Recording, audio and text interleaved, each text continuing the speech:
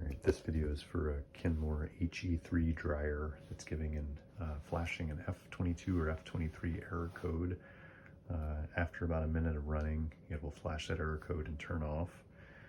So I'm going to be working on this. Obviously, the first thing you always want to do is unplug the dryer. And per the technician manual, the first thing you should do with that error code is just check the connections. So this one in particular, I believe has the wires to the thermistor, so you want to make sure that has a good connection. And then you also want to check the wires at the thermistor. And the thermistor on this model is located right here, and the wires would normally be connected, one red wire to each one of those, which I've already disconnected here. So you can put a multimeter set to ohms and touch it to each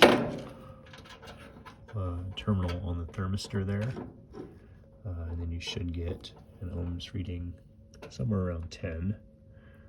As you can see, mine is around 11, which is fine. And then you can also check, put your own multimeter onto the two wires of the thermistor, so touch each part there. You should get an ohms reading, I believe also maybe around 10. And if that's all fine, so obviously if the thermistor is not reading, giving you a good reading, you will want to replace that. It's a fairly cheap part. But if that's still fine, you can check the two red wires, and if that's fine, check each wire to the ground. So touch one multimeter terminal to the inside of that wire and the other terminal to the ground. If either one of those gives you a reading of